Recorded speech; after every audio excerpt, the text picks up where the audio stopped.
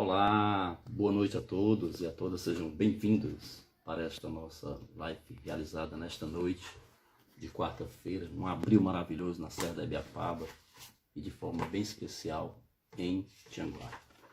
O que nos traz aqui é o desejo de divulgar para vocês, levar para vocês, discutir com vocês, nesse momento que estamos passando de pandemia, de isolamento social, de tantas tragédias, um pouco de alento no que diz de forma...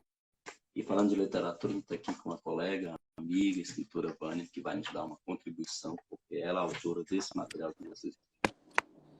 Antes, porém, eu queria convidar a todos que estão nos assistindo. Elisângela entrou. Que temos aqui uma breve apresentação desse material literário. Los Irmãos Tabajara, a estrela de Hollywood. Parece história de Trancoso, mas a história dos Irmãos Tabajaras é real. Os textos desse livro são resultado de muitas leituras em jornais e revistas e escritas, escolhidas a partir de entrevistas e retalhos de informações captadas, decifradas e conectadas nesse material.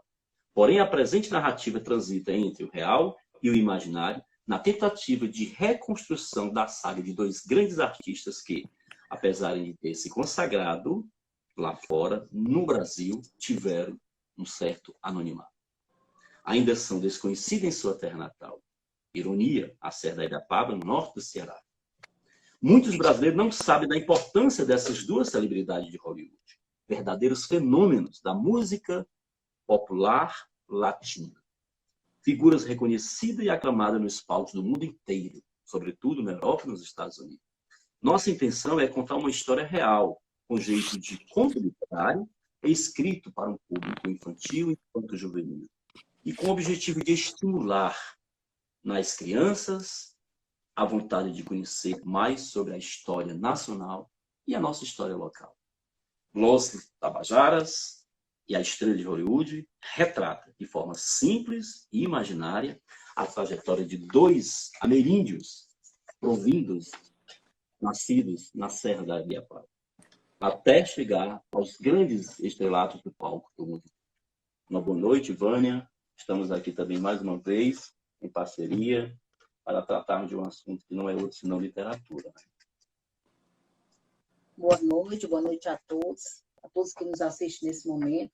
Na verdade, o momento é justamente esse, de apresentar esse livro, que traz a história dos dois irmãos, Los Índios Tabajara, o Erondi e o Mussilapé, que foram índios que saíram de Tianguá, percorreram o Brasil a pé, fizeram sucesso no Rio de Janeiro, depois fizeram sucesso na América Latina, chegando à América do Norte, em Hollywood, fizeram uma turnê pela Europa, se consagrando como grandes músicos e que ainda é desconhecido por muitos em seu território, que é a Ibiapaba. E a intenção é essa, é a gente trazer a memória e a identidade da Ibiapaba através dessas duas figuras. Muito bem. Professora Elisângela já entrou, já está aqui com vocês. Olha que bom. Então, quem mais está aí? Professor Bebeto. Ainda vão entrar, Alberto, os demais ainda estamos aguardando. Então, Elisângela já pode dar seu boa noite para a gente? Posso sim, Amaury. Boa noite. Boa noite a você, Pois boa não. noite a Vânia, boa noite a todos que estão prestigiando aqui no perfil do Shopping Ibiapaba, nesse momento que é um momento de engrandecimento cultural, um momento em que nós falamos dessas duas personalidades que por muitos anos, por muito tempo, estiveram assim apagadas, dos nomes da história e, a meu ver, são as duas grandes estrelas da Ibiapaba, as duas pessoas que tiveram maior dimensão mundial, conhecidos mundialmente. Então, é uma justa homenagem, um justo reconhecimento, a esses dois grandes músicos ibiapabanos. Muito bem, professora Elisângela. Que bom ouvir essas palavras vindas de você. Você que é uma professora da rede do Estado, aqui no Ceará, uma professora que tem se dedicado bastante também no campo literário, principalmente na literatura de cordel. A gente volta daqui um pedacinho com você, para você também dar sua palhinha, no sentido assim, da contribuição do seu trabalho, do seu caminhar dentro da literatura e de forma específica no cordel, e também falar dos irmãos Tabajara, que você sim tem conhecimento, tá bom? Eu vou voltar um pouquinho para a Vânia aqui, enquanto o Bebeto não adentra, né? O Carlos Alberto, que é nosso mediador, ele está aí já quase chegando, e perguntar a Vânia, vamos trocar uma ideia sobre essa questão do livro propriamente dito. O livro ele tem uma parceria, né? Você pegou um livro, editou, mas ele veio através de patrocínio, ele veio através de edital. Como é que está ele contido nessa parte, para ele chegar materializado agora?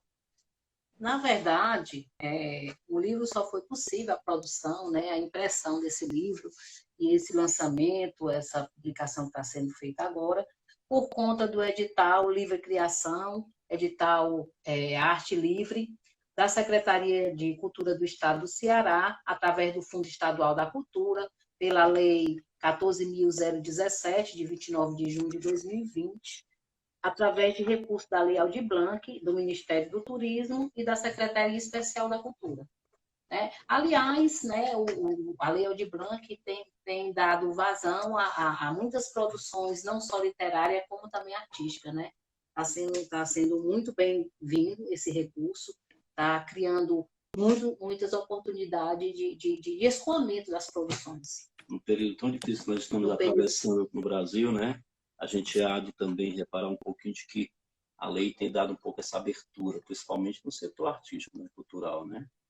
Mas do livro também, eu queria trocar uma ideia com você e dizer que, da minha compreensão, eu queria também ouvir, lógico, a sua parte, ele não se faz, não se pensa, não se tem um livro sozinho, né? Um livro, ele é sempre fruto de quê? Da parceria que está dentro do livro, ou às vezes nem dentro, na visualização. Né? Um livro, por exemplo, para chegar e torná-lo ainda mais apetitivo, apetitoso, né? Essa degustação, ele também tem outros parceiros, além do que se escreve, além daquela pessoa que escreve como você. Quem mais está contigo nesse livro? Realmente é justamente isso, né? A produção de um livro ela é a união de habilidades e talentos. E aí a gente tem que fazer uma equipe, né, que possa fazer com que esse livro seja recheado de uma linguagem verbal, de uma linguagem visual. E os textos foram meus, mas a ilustração é de Caio Vitor Souza Portela, um menino de 11 anos, que é aluno da Rede Municipal de Ensino, do SEBEC. E a diagramação, a parte de design gráfico, é do Gandes Mateus, que é um freelance, é estudante de design e tem um grande talento. E ele criou toda essa parte de design gráfico, pegando a ilustração do Caio Vitor, com os textos e criando um ambiente dentro do livro muito mais prazeroso, muito mais gostoso de se ver. E aí o livro tem outra valorização, porque se viesse com os textos secos, ele não teria essa beleza, né? Essa visualização de você ver a imagem dos índios, principalmente feito através da criação de uma criança. Os desenhos estão muito bonitos e a arte gráfica também ficou muito legal. E aí veio as revisões, né, que a gente não pode fazer um livro sem revisões, as revisões literárias e a questão dos estabelecimentos dos textos, né, colocando os textos de uma forma que seja mais prazeroso de ler, que consiga alcançar o leitor, que foi o Carlos Vasconcelos, e que trabalhou com a gente na gráfica e que tornou possível esse livro ser impresso e estar com a gente aqui hoje. Mais do que nunca, a grandeza desse livro também, para que ele chegue, de fato, por exemplo, nas escolas, ao público ao qual ele é destinado de forma específica, né? As crianças, mas isso, lógico, está aberto para qualquer outro público, que deve estar, é que com a participação de dois outros autores, por assim dizer, um jovem de 17, 18 anos e uma criança de 11, ele se completa no sentido de tornar o livro mais atrativo, tornar o livro ainda mais prazeroso de se ler, e dentro do mercado em que é proposto ele para o público infantil, né? Ok, Vânia. A Elisângela vai estar com a gente, deve estar, porque ela tem outros compromissos, e quer dar uma fala. Elisângela, você gostaria de fazer, então, uma abordagem, digamos assim, da sua linha de pensamento e de prática, né, pedagógica, literária, dentro daquela vertente que você tem viajado mais, que é o cordel? você também, que é uma parceira, que é uma pessoa que tem muito a contribuir. Quando os seus livros foram lançados, para a gente fazer outras discussões, que contribuição você já dá ao escrever Cordel. Como é que fica essa história, Elisângela, professora Elisângela? Conta para a gente Bom, um essa pouco. temática, Amaury, com relação às tradições históricas, né, envolvendo nossos primeiros moradores da Serra da Ibiapaba, né, os índios, especialmente os índios tabajaras, que já vieram, né, em andanças, fugindo das perseguições portuguesas e vieram basicamente da Bahia, fugindo, né, até chegarem aqui na Serra da Ibiapaba. Então, toda essa história que envolve, né, os índios Tabajara é um assunto que eu também pesquiso há bastante tempo e que, inclusive, culminou em um livro todo em cordel, e esse livro foi escolhido, né, já habilitado por um edital da Secretaria de Cultura do Estado também, e por conta da pandemia não foi publicado ainda, por conta desses trâmites, né? E aí, por conta disso, esse livro também ainda está aguardando ser publicado, né? E o outro livro também que está aguardando ser publicado, e que teve esse entrave, né, por conta da pandemia, é justamente um livro sobre os irmãos tabajaras, né, os Los Índios Tabajaras. E ele também é em cordel, como você falou, é a vertente que eu mais trabalho, né, porque eu acredito, eu gosto muito dessa linguagem popular, cultural do cordel, né, e acredito que é uma forma de levar esse conhecimento até as pessoas. Como eu disse anteriormente, os índios tabajaras, esses dois irmãos, para mim, são os dois grandes nomes de maior expressão, né, internacional que um ibiapabano conseguiu chegar. Foram pessoas que saíram aqui da Serra da Ibiapaba, de onde moravam, sem saber nem o que é que eles estavam fazendo.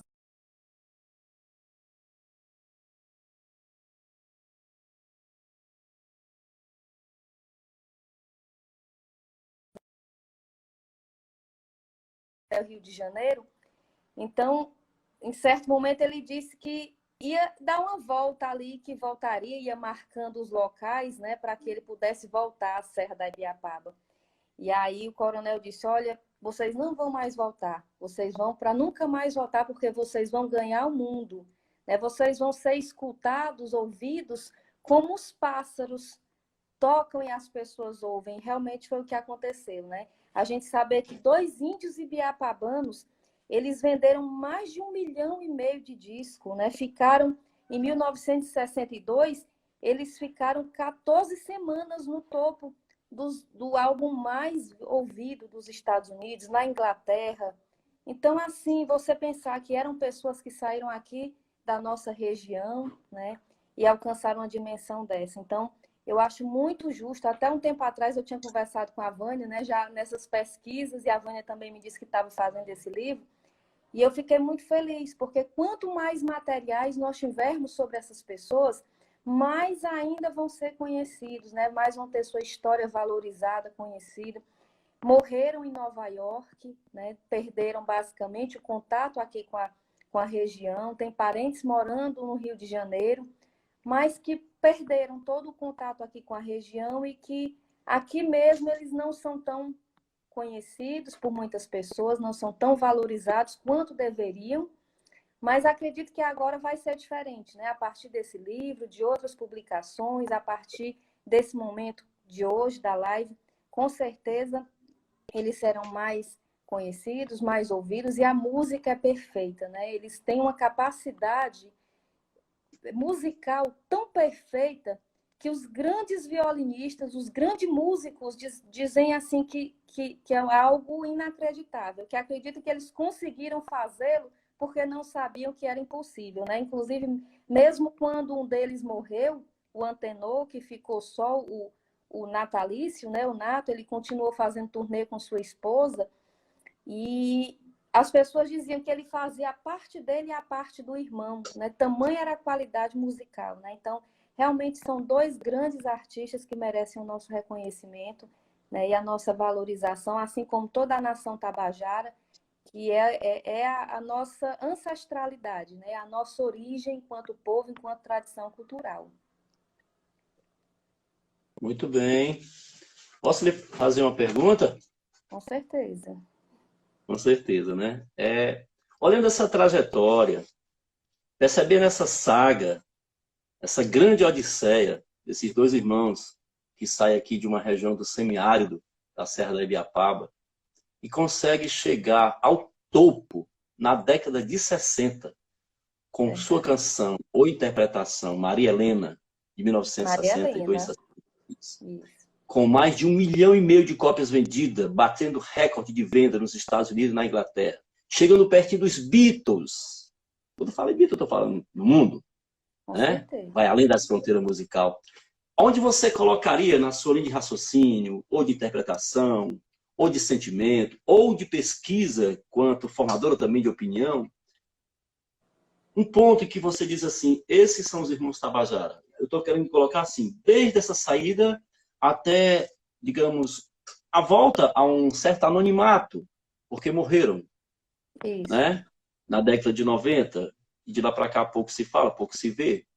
Onde é que você colocaria assim um ponto, não vou dizer alto, mas de destaque nessa trajetória dos irmãos Tabajara? Onde é que você consegue, pelas suas linhas de pesquisa, trazer para você algo que diz assim, que eu senti que é fantástica essa história de vida desses dois irmãos? A qualidade musical deles, né? Muito embora eles tenham feito sucesso, começaram fazendo sucesso pela imagem, né? Pela figura, que eram índios, muitas pessoas inclusive achavam que eram venezuelanos, até pelo título, né? Los Índios Tabajaras.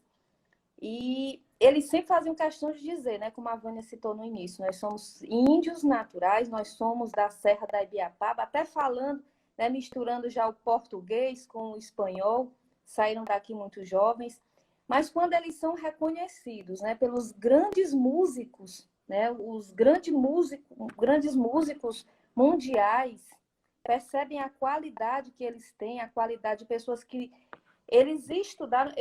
Um deles, o Nato Lima, eles contam que quando eles foram se apresentar pela primeira vez em algumas rádios, né, algumas pessoas riam, mangavam, né, até pelo estilo de vestimenta deles. E aí ele disse o seguinte, olha, eu vou estudar e eu vou ser o maior violinista que tiver nesse mundo. Então, assim, aquela vontade de aprender, né? Porque eles saíram daqui sem saber, eles tinham talento, mas não tinham qualidade musical. Então, quando eles se apresentaram a primeira vez, né, na Rádio Cruzeiro do Sul, no Rio de Janeiro. Isso, no Rio de Janeiro, e se apresentaram em circos, né? Então as pessoas, eles não tiveram muitas vezes aquela receptividade que eles queriam, né? Então o Nato Lima, ele disse, olha, eu vou ser o maior violinista que tiver e vou me especializar. E ele conseguiu, né, estudar os grandes nomes da música clássica mundial e conseguiu reproduzir. Então, quando ele consegue ser reconhecido, né, por grandes nomes da música, Carlos Viana, que dizia que era um dos seguidores do estilo, até porque o estilo deles é único, né? No mundo não existe um estilo em que se toque o violão daquela maneira, né? Parece mais do que uma pessoa só tocando, porque ele faz um estilo próprio, realmente, né? Então, eu acredito que o ponto alto deles é quando eles conseguiram esse sucesso mundial, fizeram turnês na América Latina, na Europa, né? Passaram várias semanas no topo na Europa, né, lá no próprio Estados Unidos, né, e ele tinha casa, né, para você ver naquela época, uma pessoa ter uma casa, um apartamento ali luxuoso ao lado do apartamento dos Beatles em Nova York, né, não é para qualquer um. Porque realmente tinha. E ele diz, né, o próprio Natalício, que foi um dos irmãos, o que morreu por último, teve mais fama, né, enquanto de ter passado mais tempo vivo. Ele cita que dinheiro chegava lá para eles, assim, que eles ficavam admirados com tanto dinheiro que chegava, que era do mundo inteiro, né? E a gente vê como eles alcançaram o topo musical, o topo financeiro, e agora basta que a gente tenha, né, dê a eles esse reconhecimento por terem passado muito tempo fora do país, né, por terem feito raízes nos Estados Unidos, né, eles acabaram se distanciando. Não tem filme ainda, já tentaram fazer algumas produções, existem filmetos, né, existem pequenos vídeos, mas um filme mesmo que eu acredito que eles mereciam ainda não foi feito. mas realmente são talentos musicais extraordinários e que por muitos especialistas inconfundíveis, né? Com um estilo inconfundível e incomparável. Que bom. Muito bem, professora Elisângela. Sua fala engrandece demais e dá sentido, né? E valorização daquilo que, de fato, concretamente, precisamos dar para essas duas figuras extraordinárias, né? E nós, quanto ibiapabano, nós, quanto brasileiro, nós, quanto jaguarense, eu vou dizer assim, que a gente precisa, de fato, intensificar debates, discussões e levar até onde for possível essa informação, né, para que ela possa ter o seu sentido de valor real na identidade do povo ibiapabano. Quero agradecer demais a sua participação. Se você puder, você fica mais um pouquinho, eu acho que você vai ter que ir para outro compromisso. Mas fica aqui já o nosso agradecimento, tá bom? E vamos receber, a partir desse momento, Carlos Alberto, tá bom?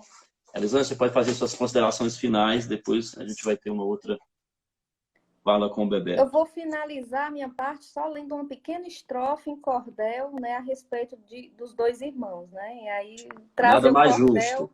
Trazer o cordel aqui para a nossa fala, né? No altiplano Que bom. ibiapabano, de belezas naturais, nasceram duas estrelas com seus dons especiais. Macarapé, desculpe, vou começar aqui porque escrevi errado e aí pronto, tá aqui. No altiplano ibiapabano, de belezas naturais, nasceram duas estrelas com seus dons especiais, Mucaperê e Erandi. Índios que viveram aqui fizeram turnês internacionais. Então, o cordel é bem grande, esse aqui é só a abertura, mas aí o cordel também, assim como a Vânia fez em estrofes, né? O cordel ele vai trazer toda a história deles ao longo, né, das suas andanças durante 3 anos até chegar no Rio de Janeiro, depois suas primeiras apresentações e, por fim, agora, né, nos últimos dias de vida, em 2009, do último dos irmãos, o Nato Lima, em Nova York, um pouco dessa vivência lá com a família, né, e esses últimos dias dele, né, como é que foram. Né, e agradeço demais. Quando o livro estiver pronto, acho que dá para a gente convidar essa mesma turma para fazer uma outra discussão, né, sobre eles. Era isso, desculpe, era isso que eu já ia lhe insultar, viu? Eu não gosto de convidar, não, eu gosto de insultar as pessoas, porque o insulto é mais, digamos assim, não é agressivo, ele é mais impactante, né? Fica você Verdade. insultada, né? Para que quando vier a publicação efetivada, você possa convidar a gente. Será um prazer de ter uma roda de conversa dessa aqui, de discussão. Muito obrigado, professora Elisângela. Obrigada, muito obrigado pela Obrigada, participação. Vânia. Obrigada. E agora, Carlos Vasconcelos. Vamos esperar ele entrar. Vamos aguardar o nosso mediador, nosso professor, nosso conterrâneo, escritor, poeta, contista e também um grande parceiro da gente nessa linha da literatura. Né? Não é de hoje, né, Vânia? Carlos Alberto. Não, o Bebeto é um parceiro constante, ele está sempre ajudando na questão da revisão literária e na construção dos textos, né? E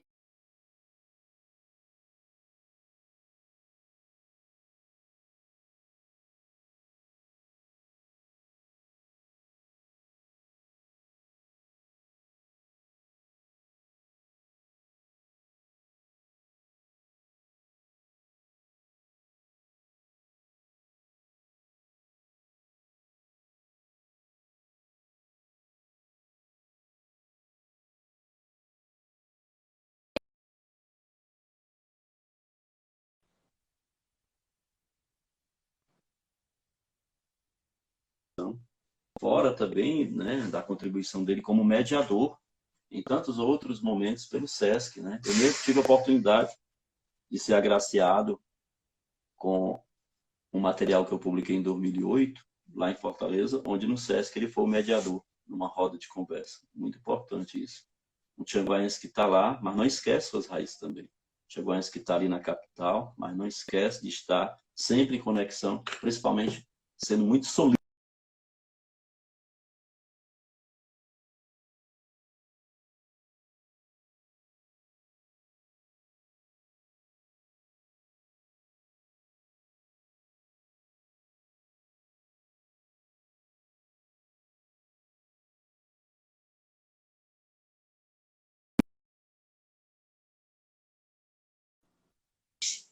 né? E aí, o Bebeto também, ele é professor, né? Ele é professor do curso de escrita criativa. É uma pessoa que sempre está transitando nessa questão do mundo literário e tem ajudado muita gente, né? A transpor o anonimato e fazer alguma produção realmente profissional. Eu me orgulho muito do Bebeto. Uma pessoa muito rica, né? Rica intelectualmente, mas também rica afetivamente. Um outro parceiro também da gente, um outro amigo, um outro companheiro, um outro professor presente, né, para esta noite convidada, foi o professor Daniel Sá. É da rede estadual, professor Daniel. Tem uma liga muito forte, principalmente com a cultura local, né? Já está aí no seu mestrado, possivelmente se encaminhando para um doutorado, mas para além do campo acadêmico, ele está muito bem também, assim, digamos, conectado nessa linha, quando se trata de cultura local, dos movimentos culturais que nós temos aqui na cidade. Faz parte também do Instituto Tabajara, né? Ele também, e do Mangaio. E tem também um outro movimento que ele faz parte, que eu acho muito interessante, que são o movimento rupestre.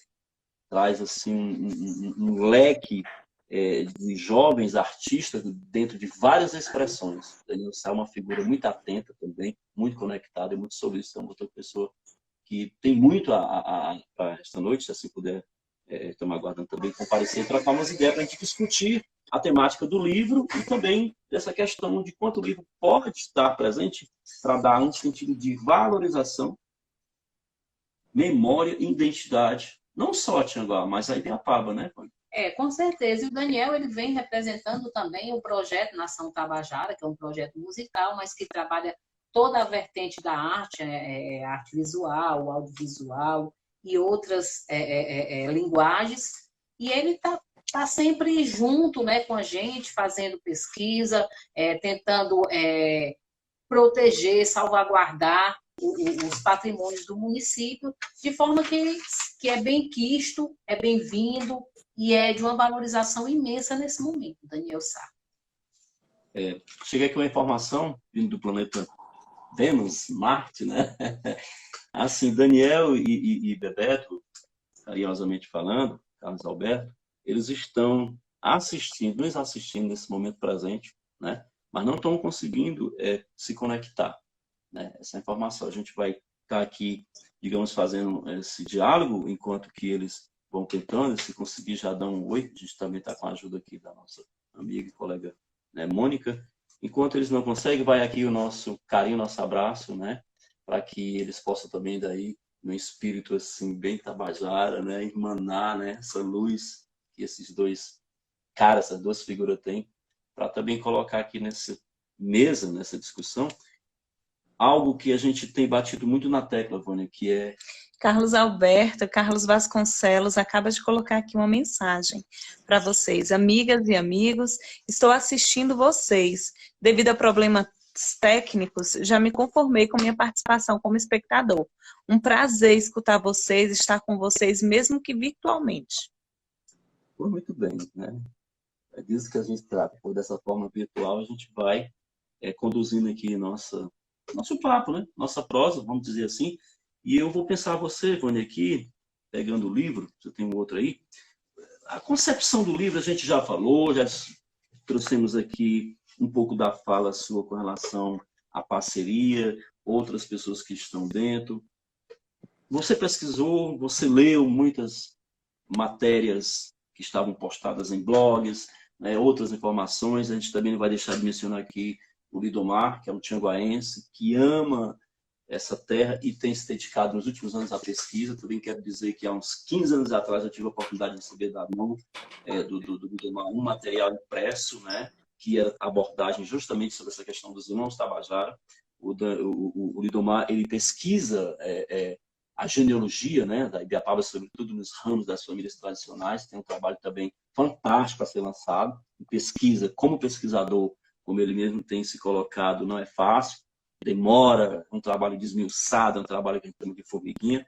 E a gente também dá aqui o nosso agradecimento ao Lidomar, mesmo que ele não esteja conectado por alguma razão. No livro, você fez uma abordagem, dividiu ele em pequenas etapas, pequenos capítulos, pequenos, digamos assim, trechos, né? Nesse trabalho inicial da rotina que você colocou dentro do livro, que você começou a mencionar essas duas figuras, Sapere e Erandi, né? Que no caso aí são os nominativos, vindo dessa grande família, que seu pai era um guerreiro.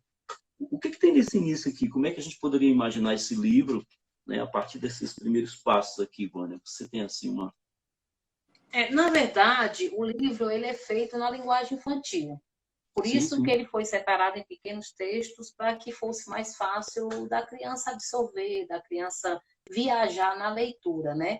E quando eu falei na rotina, eu quis colocar um pouco da vivência do índio, do cotidiano do índio, de como eles deveriam se sentir, né?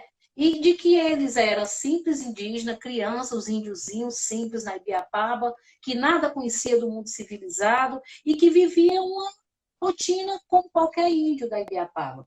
E aí o livro ele vai crescendo, mostrando que, apesar de ter nascido índios na Serra da Ibiapaba, de ter convivido, de ter uma rotina simples, de ter nascido e vivido até um certo tempo como índio, eles tiveram a ousadia, né, de enfrentar o mundo. E quando enfrentou o mundo, de sair do seu espaço, e ali ele entender que eles tinham talento, e a partir desses talentos eles se projetaram, né? Foram vistos como figuras folclóricas no início, e entenderam que eles tinham realmente o dom da música, o dom da melodia, e buscaram se capacitar, mesmo sem ter estudo, e chegaram até onde chegaram. Então, o livro ele é simples, ele não traz muita informação, porque a verdade, né, é o que ele quer é instigar na criança o gosto pela pesquisa, de conhecer o seu local, de conhecer a sua cultura, de conhecer as suas raízes, a sua identidade e a memória do índio, que foi tão suprimida e que precisa reacender na pessoa dessas duas figuras, como bem disse a Elisângela, que são, eu acho que o marco maior na questão de projeção do nome da Ibiapaba pelo mundo. Professor Daniel coloca que é interessante lembrar da tradição musical dos índios na Ibiapaba, segundo os relatos jesuíticos. Ok, Daniel, essa sua contribuição é fantástica. Você que já fez sua tese de mestrado, defendeu ela justamente em cima dessa questão da missão jesuítica, né? Com a chegada, sobretudo, aqui do Padre Antônio Vieira, por volta de 1660, algo do tipo, e veio visitar justamente esse aldeamento, né, na nossa mãe Viçosa, Vila Viçosa Real. E essa questão de perceber que quando os outros índios, mais, digamos assim, a chegada dos portugueses, chegam na Ibiapaba, já encontram, de certa forma, um impacto, né? Dos irmãos Tabajara, como ele citou, a gente traz isso também como informação histórica, que, pelo menos, aqui na Ibiapaba, a nação Tabajara, vindo nessa diáspora, digamos assim, né, para o centro, para o litoral, já estava aqui há pelo menos 200 anos, quando chegam os portugueses. Né? Isso é importante. E a música, o canto dentro do ritual é algo fantástico e fato, né? Que é importante quando você colocou essa observação. Faz lembrar também aqui os tambores quando batem, né? Que a gente às vezes está escutando em outras rodas de capoeira, apesar de ser um viés que a gente toda vida imagina negro, mas também a gente tem essa compreensão também e outros mais elementos que compõem. A música dos irmãos Tabajara traz, de fato, nessa revelação, uma ancestralidade. É interessantíssimo isso aí. Daniel, muito obrigado. Puderem colocar mais alguma coisa, a gente faz comentário a respeito. Eu coloquei aqui, Vânia, essa situação do livro, por quê? Porque, de fato, você disse aqui já no livro, na introdução, que ele é um misto, né, do real com o imaginário. Mas é justamente porque você trouxe essa linguagem para o conto infantil, para que ele torne, digamos assim, um sentido mais agradável, mais aprazível, né, da leitura e de mesclar o que é o real, que são as informações, com essa questão do imaginário, né? Mas aí nesse imaginário não entrou a chegada dos homens brancos. Ela é real, não é isso? Eles estão ali postos perto das suas, digamos, tribo ou oca, no seu terreiro, e vem uma caravana de homens brancos, e é um impacto para eles, né? Eles até então não conheciam a língua portuguesa, não falavam português, e aqui nesse momento eles são, digamos, impactados pela chegada de pessoas que seriam então outros seres, como diria assim, vestidos, já que eles estavam nus, não é isso? Essa chegada do homem branco, presente naquele momento, né? Isso nós vamos ter um contexto histórico por volta dos 1930, né? Do século passado. Já é o começo de um processo de aculturação, não seria isso? Com certeza, né? O livro ele traz muita questão antropológica, né? Que o homem branco chegou e outras informações que estão dentro do livro, mas ele viaja justamente nessa fantasia. A fantasia seria como ele se comportaria, como ele ia absorver essa chegada do homem branco, como ele ia buscar, né, alguma coisa para que a história fosse leve, para que a história fosse, como é que eu vou dizer, mística, para que a história fosse mais prazerosa. Não fosse aquelas informações que fosse tão didática que não fizesse essa viagem pelo fantástico. E aí, por isso que o livro ele tem contornos de conto, porque ele vai viajando na fantasia e vai trazendo coisas reais misturadas com coisas imaginárias. Como eu acho que o índios deveria pensar quando eu falo que eles olhavam para o céu e queriam ser estrelas. É lógico que naquele momento que eles eram crianças, eles nem sonhavam, né? Mas o livro traz isso justamente para dar aquele sabor, para dar aquele balanço, para que o livro seja gostoso de se ler e se encaixe na linguagem e na vontade da criança de ler. E esse sutil e refinado toque que se dá ao livro é importante, porque quando eles percebem, diante daquela comitiva de homens que vieram possivelmente, segundo alguns dados já baseados em pesquisa, em leituras, defender o território do Ceará, de possíveis ataques, etc. E a gente estava num contexto histórico muito forte.